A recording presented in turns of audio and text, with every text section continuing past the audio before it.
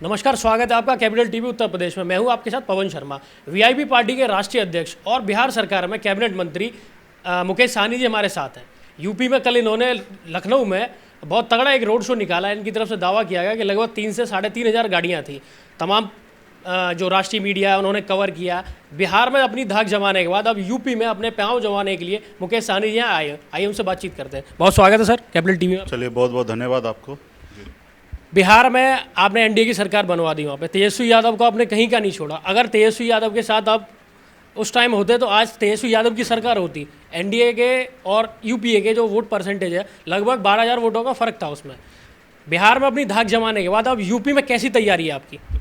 देखिए, सबसे पहले तो मैं ये कह दूं कि जो भी लोग, वो समय गया कि निषाद समाज को गुमराह करके उनको सत्ता से बाहर रखने का समय गया।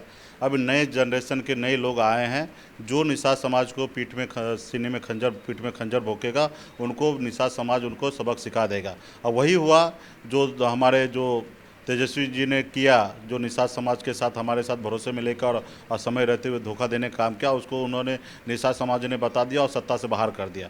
उसी तरीके से देश में जहां भी निषाद समाज के साथ इस तरीके से छल होगा, उनको सत्ता से बाहर निकालने के लिए निषाद समाज सक्षम हो चुका है।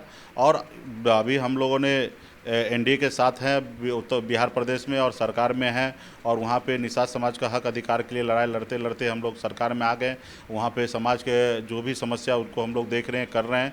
अभी पार्टी हम लोग उत्तर प्रदेश में विस्तार कर रहे हैं।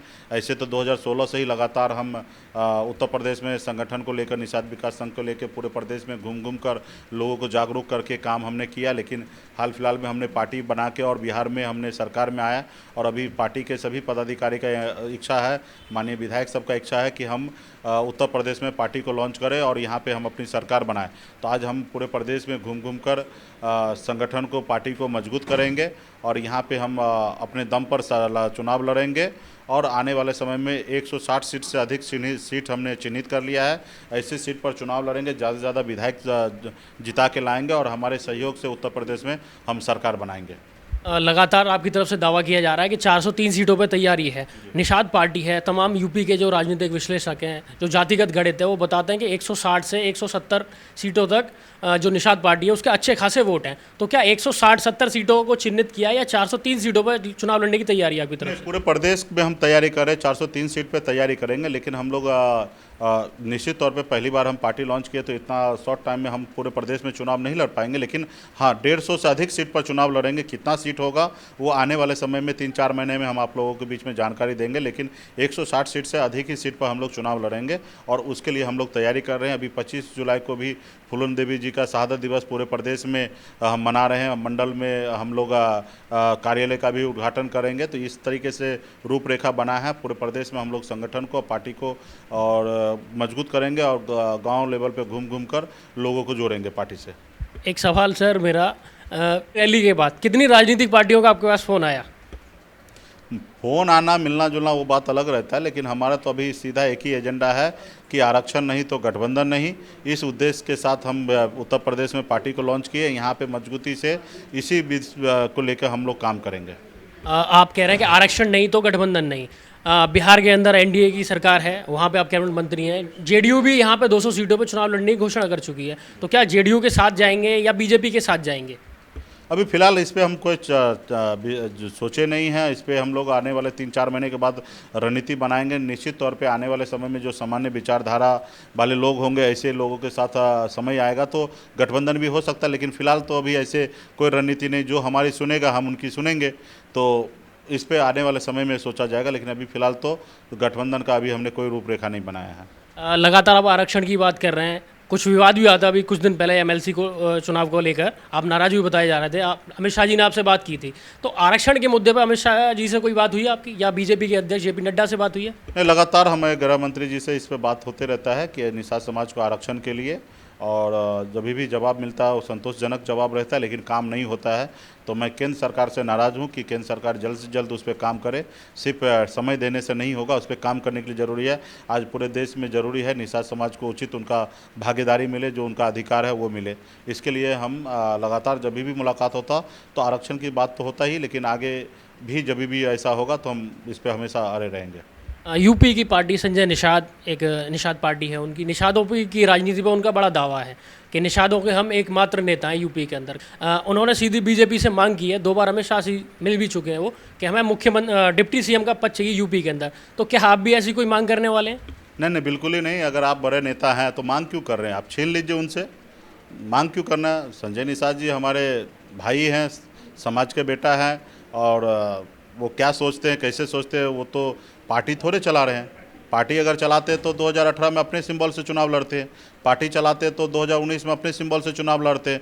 अब आप पार्टी भी चला रहे हैं और अपने परिवार के लोगों को दूसरे पार्टी से चुनाव लड़ा रहे हैं, तो ये तो नहीं होगा ना। समाज इतना भी ना समझ नहीं है, समाज बहुत समझदार है, और समय आने पे पता चल जाएगा कि उत्तर प्रदेश के निषाद समाज किसके साथ है।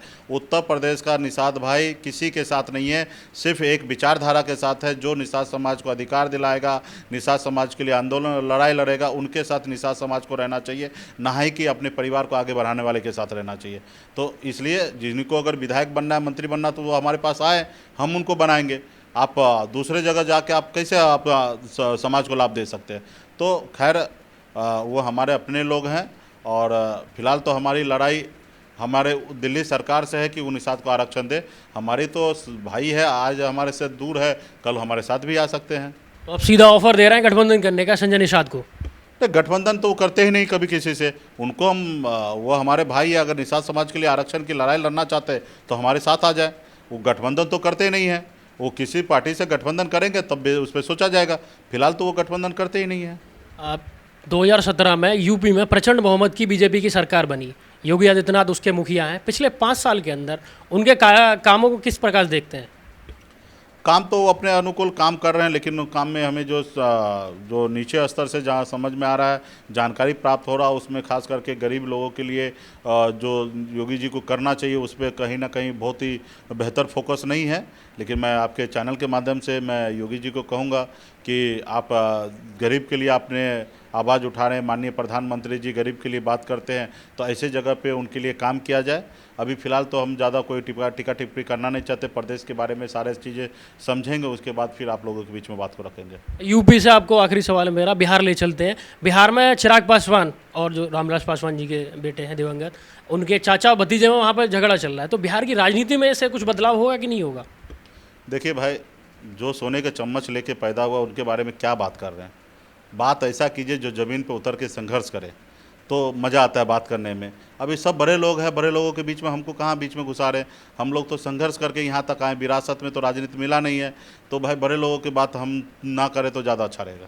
तेजस्वी यादव की तरफ से दोबारा कोई ऑफर आया आपको? फिर वही बात, ऐसे ऐसे लोगों का नाम ले रहे हैं जिनसे हमारा दूर दूर तक कोई संबंध नहीं हो सकता, जो संघर्ष नहीं करेंगे, जो विरासत में मिले हुए चीज़ को संभाल नहीं पाएंगे, तो ऐसे लोगों के बारे में क्या बात करेंगे? नहीं, एनडीए जब बिहार के चुनाव ताकत बन गया, लोग को ऑफर करते रहेंगे, लोग कर रहे हैं, करते रहेंगे, लेकिन हम माननीय मुख्यमंत्री जी के साथ हैं और मजबूती से प्रदेश में उनके नेतृत्व में हम सरकार चला रहे हैं। मुख्यमंत्री जी के साथ हैं, बिल्कुल हैं आप। लेकिन एक तेजस्वी यादव की एक बात बताता हूँ मैं, जब बिहार के इलेक्शन आ रहे थे, रिजल्ट आ रहे थे, तो पूरे बिहार ने देखा कि आप किस तरह की प्रेस कॉन्फ्रेंस छोड़ के चले गए थे वहाँ से। आपने आरोप लगाया कि हमारे वोट तो ले लिए लेकिन उचित सम्मान हमको नहीं दिया तेजस्वी यादव ने। तमाम राजनीतिक विश्लेषकों की तरफ से दावा किया गया कि कांग्रेस पार्टी को इन्होंने जरूर से ज़्यादा सीटें दे दी, अगर मुकेश सहनी को अपने पास रखते तो तेजस्वी यादव की ये हालत नहीं होती। तो वही ना कि विरासत में मिला है ना, वही लालू जी रहते तो बहुत कुछ अच्छा सोचते, कहाँ किसको कितना जगह देना चाहिए, कितना सम्मान देना चाहिए। तो लालू जी तो है नहीं, अभी विरासत में उनको पार्टी मिला है, वो पार्टी को सही नहीं चला पा रहे हैं, तो फिर उनके बारे में ज़्यादा डिस्कशन करके क्या फ़ायदा है। धन्यवाद। बहुत बहुत धन्यवाद सर। तो ये थे हमारे साथ वीआईपी पार्टी के राष्ट्रीय अध्यक्ष और बिहार सरकार के कैबिनेट मंत्री मुकेश सहनी जी। कैमरा पर्सन अशोक के साथ पवन शर्मा, कैपिटल टीवी उत्तर प्रदेश। 2 साल पहले शुरू हुई एक मुहिम, मीडिया में एक नया आंदोलन, शपथ झूठ को बेनकाब करने की, संकल्प सच को आप तक पहुंचाने का, और इस क्रांति को मिला आपका साथ। हर दिन हमसे जुड़े लोग, 10,70 करोड़ से ज्यादा दर्शक हमें देख चुके हैं। अब है आपकी बारी। उत्तर प्रदेश में नए आंदोलन की तैयारी। आपका कैपिटल टीवी अब और स्पेशल और fresh. Capital TV Uttar Pradesh.